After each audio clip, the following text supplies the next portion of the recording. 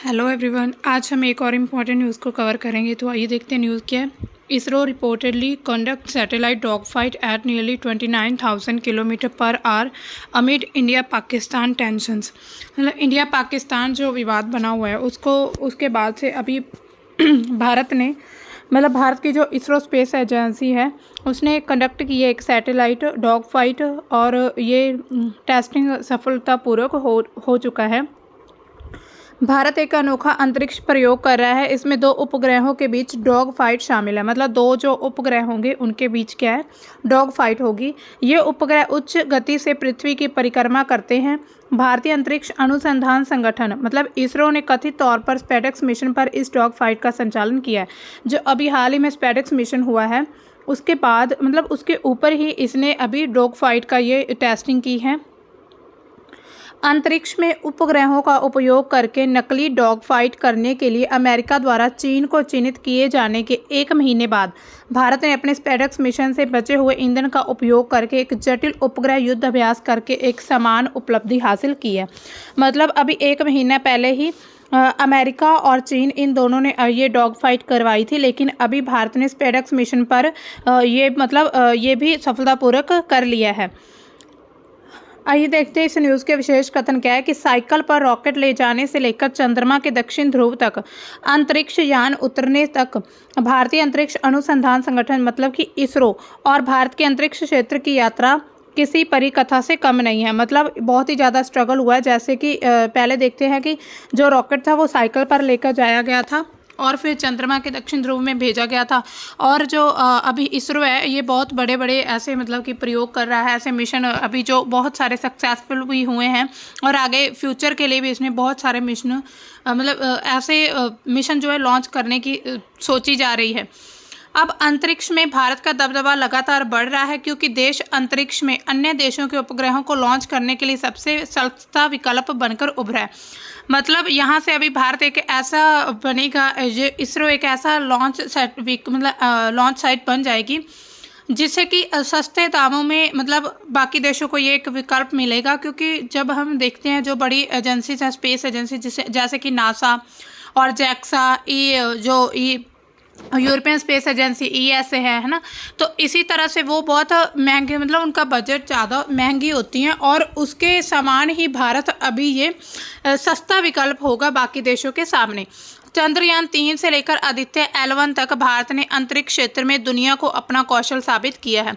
मतलब चंद्रयान 3 से लेकर आदित्य L1 तक भारत जो है वो सक्सेसफुली लॉन्च कर चुका है और बहुत ही अच्छे से ये मिशन कंप्लीट हुए हैं। हालिया घटनाक्रम में भारत पृथ्वी से लगभग 500 किलोमीटर ऊपर परिक्रमा कर रहे चेजर और टारगेट उपग्रहों के बीच अंतरिक्ष में एक बहुत ही परिष्कृत एक बहुत ही अद्भुत डॉग फाइट का संचालन किया जा रहा है। अभी उसकी टेस्टिंग हो रही है डॉग फाइट की। पिछले साल चीनी रक्षा उपग्रह द्वारा पृथ्वी की निचली कक्षा में मतलब जो पृथ्वी की जो निचली सतह है उस पर चीनियों ने कराया था, लेकिन भारत उससे ऊपर मतलब कि 500 मीटर ऊपर जो है उस पर 500 किलोमीटर उसके ऊपर ये डॉग फाइट करवा रहा है। मतलब उस जगह पर विशेष रूप से अंतरिक्ष में डॉग फाइट का अर्थ है लड़ाकू विमानों के बीच हवाई डॉग फाइट के समान अंतरिक्ष यान का रणनीतिक नज़दीकी पैंतरेबाजी। अब देखिए डॉग फाइट है क्या। अंतरिक्ष में डॉग फाइट का मतलब है अंतरिक्ष यान या अंतरिक्ष लड़ाकू विमानों के बीच होने वाली निकट दूरी की युद्ध कार्रवाई। और एक प्रकार का युद्ध है जो अंतरिक्ष लड़ाकू विमान है उनके बीच युद्ध होगा। जैसे कि ये देखिए दो सैटेलाइट है, इनके बीच आपस में लड़ाई होगी तो उसको डॉग फाइट कहा जाएगा। ये शब्द मूल रूप से हवाई युद्ध के लिए इस्तेमाल होता था। मतलब जो एयर वॉर होती थी उसके लिए इसको यूज़ किया जाता था डॉग फाइट को। अंतरिक्ष के संदर्भ में इसका अर्थ क्या है कि ये काल्पनिक या सैद्धांतिक युद्ध होगा। मतलब ऐसे कल्पना की जाती है इमेजिनरी युद्ध होगा। जैसे कि साइंस फिक्शन फिल्मों में जब हम साइंस फिक्शन मूवीज़ देखते हैं तो उसमें दिखाया जाता है कि दो सैटेलाइट के आपस में युद्ध हो गया, तो वो एक इमेजिनेशन वाला युद्ध होता है जहां अंतरिक्ष यान तेज गति हथियारों और रणनीति का उपयोग करके एक दूसरे का मुकाबला करते हैं। अब देखिए इसको कराने के उद्देश्य क्या हैं। सबसे पहला है कि शत्रु को नष्ट करना या अक्षम करना। डॉग फाइट का प्राथमिक उद्देश्य दुश्मन के अंतरिक्ष यान, लड़ाकू विमान या ड्रोन को नष्ट करना, क्षतिग्रस्त करना या युद्ध के लिए अक्षम करना है, ताकि अपनी स्थिति को मजबूत किया जा सके। मतलब जो दुश्मन देशों के जो भी अंतरिक्ष यान होंगे, है ना, जो भी सैटेलाइट्स होंगी, लड़ाकू विमान होंगे, ड्रोन होगा, उन सभी को नष्ट करना, तो इसका एक ये प्रयोग किया जा रहा है। क्षेत्रीय नियंत्रण स्थापित करना, अंतरिक्ष में किसी खास क्षेत्र में, जैसे कि कक्षा, मतलब कोई एक जो क्लास होती है उसमें चंद्रमा या अंतरिक्ष स्टेशन के आसपास पर नियंत्रण करने के लिए डॉग फाइट हो सकता है। मतलब उस पर कंट्रोल करने के लिए इसको किया जा सकता है, क्योंकि ऐसा माना जाएगा कि जिस देश ने कुछ नई चीज़ कर दिखाई तो उसका पूरा कंट्रोल, मतलब उसका दबदबा बन जाता है। यह रणनीतिक या सैन्य लाभ के लिए किया जाता है। मिशन की रक्षा या बाधा, मतलब कोई भी मिशन अगर चल रहा है उसके बीच मान लीजिए किसी और कंट्री के जो भी सैटेलाइट आकर वो उसको खराब करना चाहता हो, उसको बिगाड़ना चाहता हो, तो उसको मतलब कि रक्षा करने के लिए डॉग फाइट करवाया जा रहा है कि कल को अगर इन फ्यूचर कुछ ऐसा होता है किसी और के, मान लीजिए हम इसरो ने कुछ ऐसा सैटेलाइट भेजा ऊपर, है ना, तो किसी और, मान लीजिए कि जैक्सा का कोई आ गया, तो वो चाहता है कि हम इसका ख़राब करें, कुछ भी करें, उन्होंने अपना सैटेलाइट इसको नष्ट करने के लिए भेज दिया। तो इसी तरह से उसकी रक्षा करने के लिए जो भी बाधा आएगी उसको कंट्रोल, मतलब उसको ख़त्म करने के लिए इसकी जो भी इसको करवाया जा रहा है। ठीक है, तो सामरिक वर्चस्व क्या है? अंतरिक्ष में युद्ध क्षमता का प्रदर्शन करके विरोधी पक्ष को डराना, मतलब विरोधी पक्ष को डराया जा सकता है, अपनी तकनीकी और सैन्य श्रेष्ठता दिखाना, ये इसके उद्देश्य थे। अब देखिए इसरो ने डॉग फाइट के लिए बचे हुए ईंधन का प्रयोग कैसे किया। हमने ये पढ़ा था कि बचे हुए ईंधन का जो फ्यूल बच गया था उसका यूज़ किया गया। भाई कैसे यूज़ हुआ उसका? इसरो जो प्रमुख हैं उन्होंने कहा कि लंबी डॉकिंग और अनडॉकिंग प्रक्रियाओं के बाद भी दोनों उपग्रह में 50% ईंधन बचा हुआ था। ये दो मान लीजिए उपग्रह हैं, तो इनमें 50, मतलब दोनों ने 50% बचा था, 25 इसमें 25% इसमें। यह स्टीक रॉकेट लॉन्च और कक्षा में ईंधन के किफ़ायती उपयोग के कारण संभव हुआ है। मतलब जो सस्ता और किफ़ायती ईंधन इसमें अभी डाला गया है तो उसकी वजह से ऐसा हुआ है कि ये मतलब बच गया है। इस ईंधन का उपयोग करते हुए इसरो ने कक्षा में दो उपग्रहों के बीच घनिष्ठ समन्वय से जुड़े एक टेस्टिंग को अंजाम दिया है, जो हवा में मॉक डॉग फाइट के समान है। मतलब इस ईंधन का प्रयोग करके ये टेस्टिंग हुई है।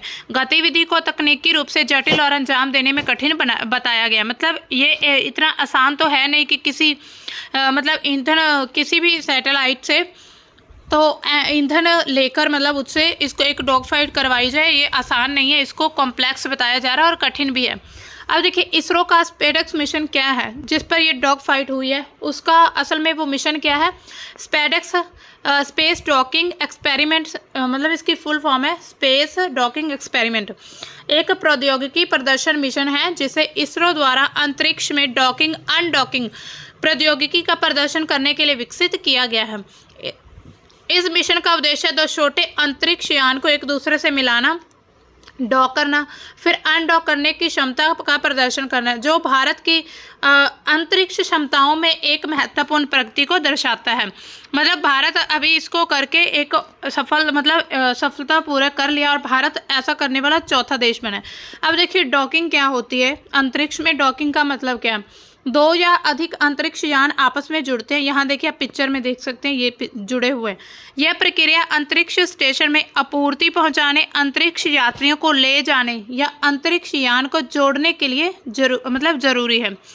उदाहरण के लिए इसरो के स्पेडेक्स मिशन में दो उपग्रहों को डॉकिंग करने के बाद एक दूसरे में ऊर्जा हस्तांतरण किया गया। मतलब इसमें एनर्जी भी ट्रांसफर हुई है एक दूसरे के द्वारा। अनडॉकिंग के अब दो अंतरिक्ष यानों को एक दूसरे से अलग करना, जैसे ये अलग हो चुके हैं।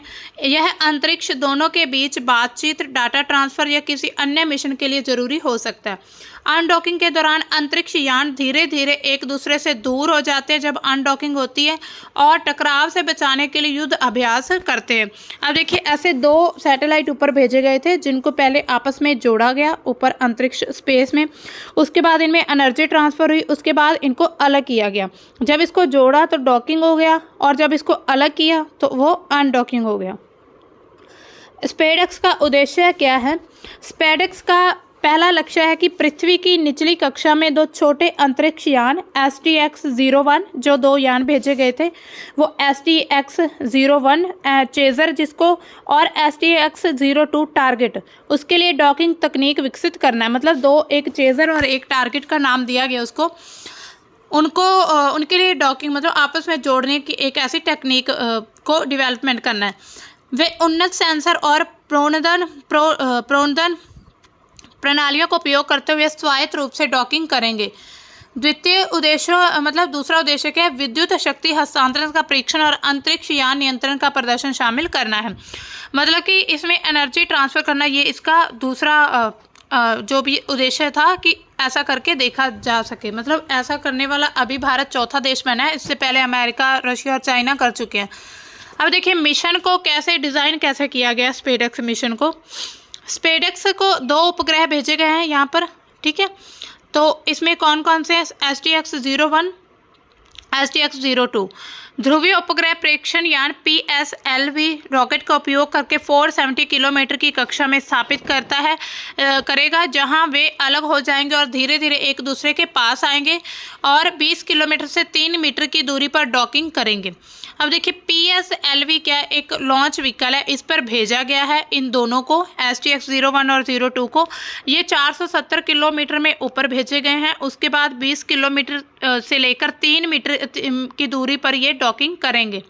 मतलब जब इनके बीच 20 किलोमीटर की दूरी रह जाएगी या 3 मीटर की दूरी, तब ये आपस में जुड़ जाएंगे। दोनों उपग्रह भारतीय डॉकिंग सिस्टम से सुसज्जित है, मतलब उन्होंने बनाए हैं।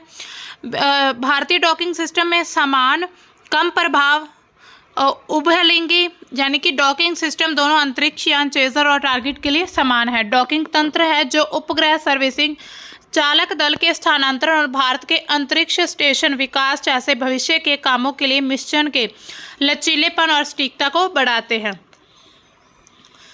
स्पेडएक्स शैक्षणिक संस्थानों स्टार्टअप्स में 24 पेलोड ले जाने के लिए PSLV के चौथे चरण यानी कि poem PSLV orbital experimental module 4 का उपयोग किया था इसमें, ठीक है। ये प्रयोग कक्षा में सूक्ष्म गुरुत्वाकर्षण वातावरण का लाभ उठाएंगे। तो इसको ऐसे भेजा गया, मतलब ये पूरा एक डिज़ाइन इसको कैसे किया गया है ये बताया गया। अब देखिए स्पेस डॉकिंग प्रौद्योगिकी भारत के लिए इतनी ज़्यादा इम्पोर्टेंट क्यों है, ये जो अभी जो मिशन हुआ है ये इतना इम्पोर्टेंट क्यों है, ये टेक्नोलॉजी। मॉड्यूलर स्पेस इंफ्रास्ट्रक्चर मतलब मल्टी मॉड्यूलर स्पेस स्टेशन बनाने के लिए डॉकिंग एक शर्त है। मतलब एक ये कंडीशन है कि डॉकिंग अनडॉकिंग आती हो तभी उसका स्पेस स्टेशन बनेगा। ये अंतरिक्ष में संरचनाओं के संयोजन की अनुमति देता है, जिससे एकल प्रक्षेपण मिशनों के आकार और भार संबंधी बाधाओं में कमी आती है।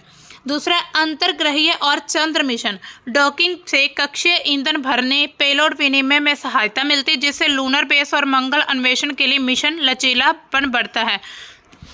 चंद्रयान 4 अंतरिक्ष स्टेशनों और भारत के नियोजित भारतीय अंतरिक्ष स्टेशन जैसे भविष्य के मिशनों के लिए महत्वपूर्ण, मतलब भारत अब चाहता है कि उसका एक अलग से अंतरिक्ष स्टेशन स्पेस स्टेशन होना चाहिए। इसकी वजह से ऐसी एक कंडीशंस है कुछ कि ऐसे ऐसे प्रोजेक्ट मतलब ऐसे ऐसे जो भी है प्रयोग किए हों और सफलतापूर्वक हो। इसी वजह से ये भी एक रीज़न है कि भारत ने इसको जो लॉन्च किया था स्पेडएक्स मिशन को। मानव अंतरिक्ष उड़ान कार्यक्रम क्या है, इसमें ये भी इसका एक मोटिव है।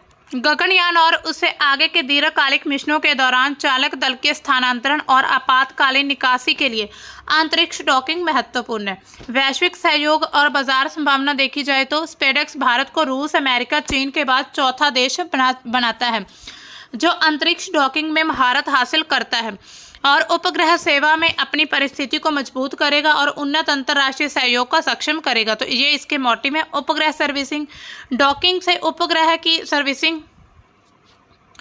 ईंधन भरने, उन्हें उन्नत करने की सुविधा मिलती है, जिससे उनका परिचालन, जीवन और प्रदर्शन बेहतर होता है। मतलब जो उपग्रह भेजे गए हैं उन्हें क्या उनको सुविधा मिलेगी, कैसी सुविधा कि उनका जो परिचालन, जो ईंधन एक दूसरे से भरना, मतलब उनको सर्विसेज दी जाएंगी अंतरिक्ष में ही, जिससे उनका जो जीवन है मतलब वो और बढ़ जाएगा। अब देखिए स्पेडएक्स मिशन का नतीजा क्या निकला था। सबसे पहले हुई है सफल डॉकिंग जो हुए 16 जनवरी 2025 को, 2 छोटे उपग्रह STX-01 जिसे चेजर, STX-02 टारगेट, जिनका वजन लगभग 220 किलोमीटर मतलब किलोग्राम प्रति एक, हर एक का 220 किलोग्राम था।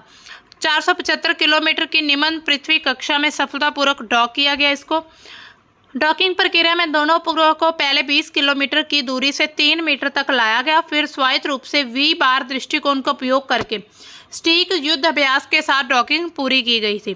दूसरी डॉकिंग 20 अप्रैल 2025 को पूरी तरह से स्वतंत्र मोड में 15 मीटर की दूरी से सफलतापूर्वक की गई है। पहले 20 से 3 मीटर की दूरी, 20 किलोमीटर से 3 मीटर की दूरी, उसके बाद 15 मीटर की दूरी से 2 बार डॉकिंग सफलतापूर्वक हो चुकी है। विद्युत शक्ति हस्तांतरण मतलब एनर्जी ट्रांसफर हुई है। इसमें 21 अप्रैल 2025 को STX-01-02 के बीच विद्युत शक्ति हस्तांतरण पावर ट्रांसफर का प्रदर्शन सफलतापूर्वक हुआ है, जिसमें एक उपग्रह के हीटिंग तत्व को दूसरे उपग्रह से शक्ति प्रदान की गई है। यह भविष्य के मिशन, अंतरिक्ष स्टेशन और इन ऑर्बिट सर्विसिंग के लिए महत्वपूर्ण है।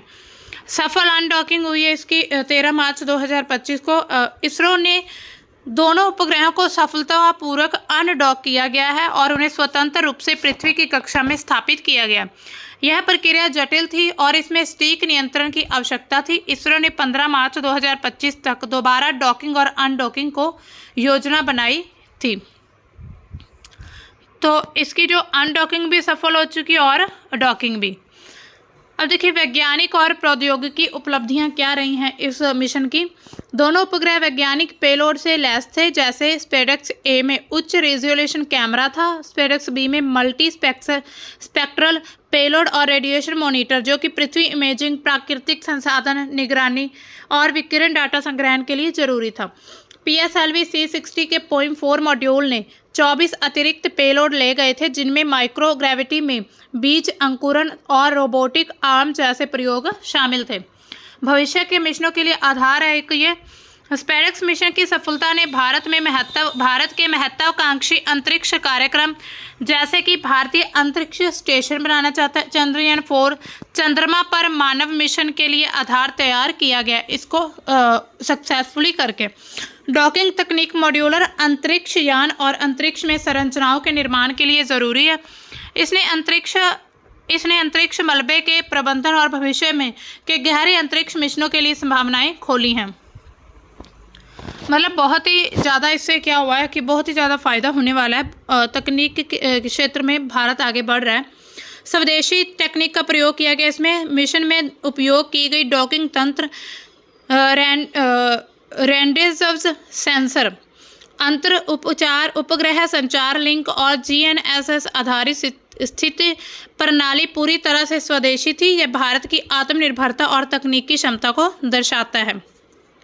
मतलब भारत में इसको बनाया गया है, भारत ने इसको लॉन्च किया, तो ये एक स्वदेशी तकनीक का प्रयोग किया गया है। अब इसरो क्या है जिसने ये मिशन लॉन्च किया है? इसरो का फुल फॉर्म है, इसरो भारत सरकार का अंतरिक्ष विभाग के तहत एक इंडियन स्पेस रिसर्च ऑर्गेनाइजेशन है। इसका फुल फॉर्म एजेंसी है जिसका मुख्यालय कर्नाटक राज्य के बेंगलुरु शहर में है। मतलब इसका हेड ऑफिस बेंगलुरु में है। इसका लक्ष्य अंतरिक्ष विज्ञान अनुसंधान और ग्रहों की खोज को आगे बढ़ाते हुए राष्ट्रीय विकास के लिए अंतरिक्ष प्रौद्योगिकी को बढ़ावा देना है। एंट्रिक्स कॉरपोरेशन लिमिटेड अंतरिक्ष उत्पादों, तकनीकी परामर्श सेवाओं और इसरो द्वारा विकसित प्रौद्योगिकियों के हस्तांतरण तथा इसके प्रचार एवं वाणिज्य दोहन हेतु इसरो की एक विपणन शाखा है। श्री एस सोमनाथ इसरो के अभी जो अध्यक्ष कौन है? इसके श्री एस सोमनाथ। इसकी स्थापना 1969 में हुई थी। डॉक्टर विक्रम साराभाई ने की थी और उन्हें भारतीय अंतरिक्ष कार्यक्रम का जनक माना जाता है। उनके नेतृत्व में इसको स्थापित किया गया था। अब देखिए इसके मिशन और उद्देश्य क्या हैं। सबसे पहले उपग्रह प्रक्षेपण, संचार, नेविगेशन, मौसम निगरानी, रिमोट सेंसिंग के लिए उपग्रह लॉन्च करना, ये इसका काम है, उद्देश्य भी है। अंतरिक्ष अन्वेषण करना, जैसे कि चंद्रमा, मंगल और अन्य खगोलीय पिंडों की खोज करना, जैसे चंद्रयान और मंगलयान मिशन। वैज्ञानिक अनुसंधान है, अंतरिक्ष विज्ञान और प्रौद्योगिकी में नवाचार, राष्ट्रीय विकास, शिक्षा, स्वास्थ्य, आपदा प्रबंधन, संचार जैसे क्षेत्रों में अंतरिक्ष प्रौद्योगिकी का उपयोग करना। इसकी प्रमुख उपलब्धियां क्या रही हैं? उपग्रह प्रक्षेपण में अगर हम देखें तो आर्यभट्ट 1975 में भारत का पहला उपग्रह लॉन्च किया गया था सोवियत संघ की मदद से।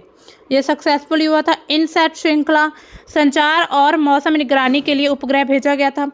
IRNSS नाविक भारत का स्वदेशी नेविगेशन सिस्टम जो कि GPS का विकल्प है, मतलब GPS का विकल्प जो भारत का नेविगेशन सिस्टम है उसको सफलतापूर्वक किया गया इसकी मदद से।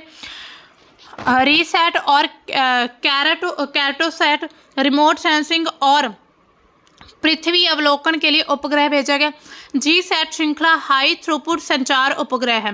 2017 में PSLV C-37 ने एक ही मिशन में 104 उपग्रह लॉन्च करके विश्व रिकॉर्ड बनाया है। तो 104 उपग्रह लॉन्च किए गए हैं एक ही मिशन में, तो ये एक वर्ल्ड रिकॉर्ड बना है। प्रक्षेपण यान यानी कि लॉन्च व्हीकल से अगर हम बात करें तो SLV भारत का जो पहला प्रक्षेपण यान है SLV, उसके बाद ASLV जो कि उन्नत संस्करण है, उसके बाद PSLV, ठीक है, पोलर सैटेलाइट लॉन्च व्हीकल जो विश्वसनीय और बहुमुखी है जिसने कई अंतरिक्ष उपग्रह लॉन्च किए PSLV ने। उसके बाद है GSLV यानी कि जियो सिंक्रोनस सैटेलाइट लॉन्च व्हीकल भारी उपग्रह के लिए जो बहुत ज़्यादा भारी उनके लिए GSLV यूज़ किया जाता है, जिनमें स्वदेशी कार्योन्योजित इंजन शामिल है।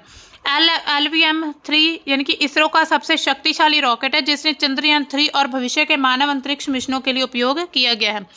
यहाँ पर सीक्वेंस वाइज आप देख सकते हैं SLV, ASLV, फिर PSLV, GSLV और GSLV MK3। अभी जो स्पेडेक्स मिशन है वो PSLV पर लॉन्च किया गया था।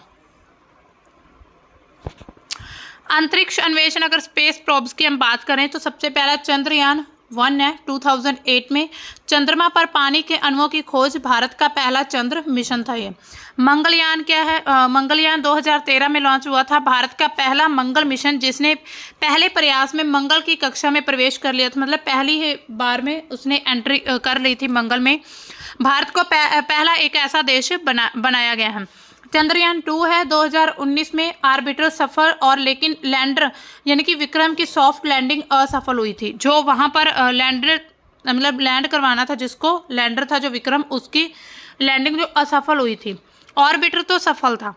अब चंद्रयान 3 2023 में फिर भेजा गया। चंद्रमा के दक्षिण ध्रुव पर सफल सॉफ्ट लैंडिंग हुई थी। भारत का एक पहला ऐसा देश बना है। स्पेडेक्स जिसमें 2024-25 को जो अभी किया गया है लॉन्च, अंतरिक्ष में स्वायत्त डॉकिंग की सफलता भारत को चौथा ऐसा देश बनाया गया, मतलब भारत इसमें चौथा देश है। आदित्य L1 सूर्य का अध्ययन करने वाला भारत का पहला मिशन है जो L1 बिंदु पर स्थापित किया गया। मानव अंतरिक्ष मिशन है जिसमें गगनयान है, भारत का पहला मानव अंतरिक्ष मिशन जिसके तहत 2025-26 तक 3 भारतीय अंतरिक्ष यात्रियों को निम्न पृथ्वी कक्षा में भेजने की योजना है। मतलब अभी 3 भारतीय अंतरिक्ष यात्रियों को भेजने की योजना बनाई जा रही है।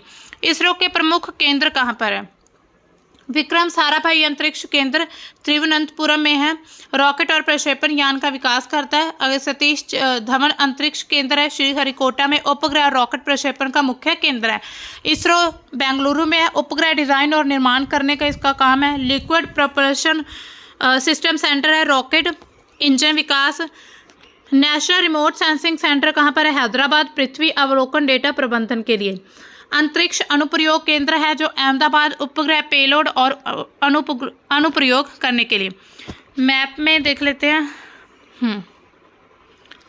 इसरो सेंटर्स एंड यूनिट्स, जो इसरो की कहाँ कहाँ पर यूनिट्स हैं? देहरादून उत्तराखंड में क्या है? Indian institute of remote sensing का है। चंडीगढ़ पंजाब में सेमीकंडक्टर लेबोरेटरी है। SCL गुजरात के अहमदाबाद में development of educational communication unit है। स्पेस एप्लीकेशन सेंटर है बेंगलोर कर्नाटका में। Department of space and space ISRO headquarter यहाँ पर। और यहाँ पर laboratory of electro optics systems की UR राव सैटेलाइट सेंटर है यहाँ पर। इस तिरुवनंतपुरम केरल में है। इसरो इनर्शियल सिस्टम जो भी है लिक्विड प्रोपल्सन सिस्टम है सेंटर यहाँ पर भोपाल में है। Master control facility MCF Hyderabad. Telangana में national remote sensing centre. Nellore Andhra Pradesh में सतीश धवन स्पेस सेंटर आंध्र प्रदेश में है। महेंद्रगिरी तमिलनाडु में क्या है? इसरो प्रोपल्शन कॉम्प्लेक्स है यहाँ पर। भोपाल में हाँ मास्टर कंट्रोल फैसिलिटी है। तो ये भारत में बहुत सी जगह पर जो हैं इसरो के सेंटर्स हैं और एजेंसीज हैं, यूनिट्स भी हैं। यहाँ पर हिंदी में भी दिखाया गया, यहाँ पर थोड़ा और डीपली दिखाया गया हर एक चीज़ को। देखिए भविष्य के लिए मिशन और योजनाएं क्या हैं इसरो की। चंद्रयान 4 लॉन्च करना है 2028 में। चंद्रमा से नमूने लाने का मिशन है, मतलब चंद्रमा से कुछ ऐसे सैंपल्स लाए जाएं भारत में। भारतीय अंतरिक्ष स्टेशन 2035 है। स्वदेशी अंतरिक्ष स्टेशन की स्थापना करना। शुक्रयान 1 28 को शुक्र ग्रह का अध्ययन करने का ये मिशन होगा। चंद्रमा पर मानव मिशन 240 मतलब चांद पर मानव को भेजने का भारतीय अंतरिक्ष यात्री भेजने की एक योजना है। RLVTD यानी कि पूर्ण उपयोग योग्य प्रक्षेपण यान का विकास करना है। SCE-200 अगली पीढ़ी के रॉकेट इंजन को लॉन्च करना या अगली पीढ़ी के रॉकेट बनाना। यहाँ देखिए चंद्रयान 4 28 में है। उसके बाद भारतीय अंतरिक्ष स्टेशन बनाया जाएगा। उसके बाद उसमें इंडिया का पहला जो वीनस मिशन होगा वो भेजा जाएगा। अंतरिक्ष अंतर्राष्ट्रीय सहयोग की अगर हम बात करें तो इसरो ने नासा, ESA यानी कि यूरोपियन स्पेस एजेंसी, JAXA और अन्य अंतरिक्ष एजेंसियों के साथ सहयोग किया है। चंद्रयान 1 में नासा का पेलोड शामिल था। जो चंद्रयान 1 लॉन्च किया गया था उसमें नासा का पेलोड शामिल था। विदेशी उपग्रह को व्यावसायिक प्रक्षेपण जैसे कि कनाडा, इजराइल और यूरोपीय देशों के उपग्रह किए गए थे। सामाजिक प्रभाव इसका क्या पड़ता है। संचार के क्षेत्र में अगर हम देखें तो ग्रामीण क्षेत्रों में टेलीविजन और इंटरनेट कनेक्टिविटी दी जा सकती है। शिक्षा में टेली एजुकेशन के माध्यम से दूरस्थ शिक्षा दी जाती है। आपदा प्रबंधन, कोई भी जो डिजास्टर, नेचुरल डिजास्टर आते हैं जैसे कि बाढ़, चक्रवात, भूकंप की निगरानी, तो वो उसका पहले से पता कैसे लगाया जाता है, अभी जो सैटेलाइट लॉन्च किए गए हैं उसके द्वारा ही।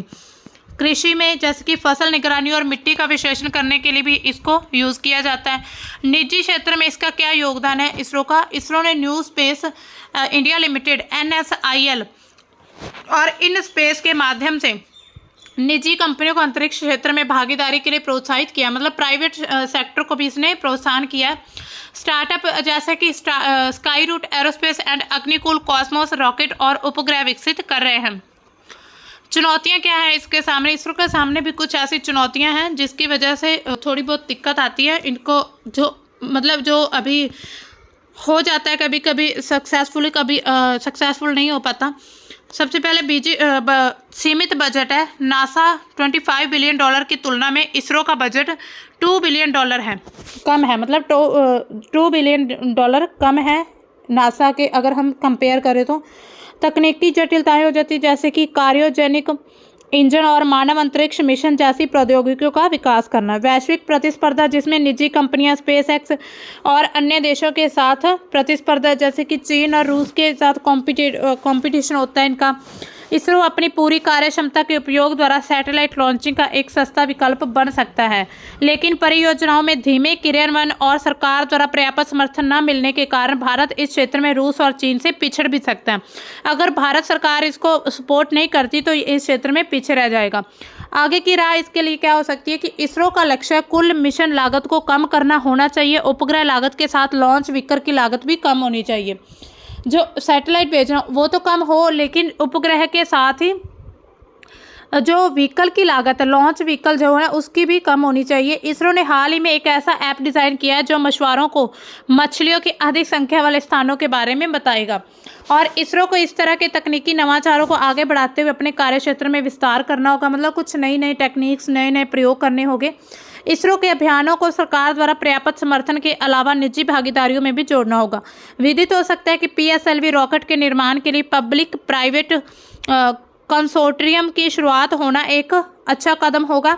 अधिक से अधिक उपग्रहों को कक्षा में स्थापित करना जरूरी है, इसके लिए अधिक लॉन्च व्हीकल की आवश्यकता है। अब बेहतर अंतरिक्ष बुनियादी ढांचे के निर्माण के लिए अधिक से अधिक बजट की जरूरत की पूर्ति भी होनी चाहिए। तो ये भारत कुछ ऐसे, मतलब इसरो की तरफ से कुछ ऐसे कदम उठाए जा सकते हैं। तो ये थी हमारी आज की न्यूज़ जिसमें हमने देखा कि भारत अभी जो डॉग फाइट है हाल ही में वो उसको शुरू कर रहा है और इसके लिए मतलब इसको स्पेसएक्स के जो भेजे गए थे 2 सैटेलाइट, उनमें जो ईंधन बचा था उसके ऊपर ही इसको प्रयोग किया गया है। और अभी देखा जा रहा है जैसे कि पाकिस्तान और जो पहलगाम विवाद, अभी भारत पाकिस्तान के जो विवाद चल रहा है उसको देखो, उसको मद्देनजर रखते हुए भारत बहुत सारे ऐसे प्रयोग अभी कर रहा है जो हो सकता है फ्यूचर में काम आ सकें, जो कि युद्ध में, जैसे कि डॉग फाइट की वजह से क्या होगा, कुछ ऐसे मतलब सैटेलाइट भारत ऐसे एक मतलब कंट्रोल बना लेगा अपना अंतरिक्ष में कि कोई भी दुश्मन देश की कोई सैटेलाइट, जो कोई रॉकेट आता है, ड्रोन आता है, तो उसको नष्ट कर सकता है। तो अगर आपको इस न्यूज़ का PDF चाहिए तो आप हमारे चैनल को सब्सक्राइब करिए और नीचे हम ग्रुप का लिंक दे रहे हैं, उसको आप ज्वाइन कर सकते हैं। मिलते हैं हम अपनी नई न्यूज़ के साथ, तब तक के लिए बाय, थैंक्स फॉर वॉचिंग।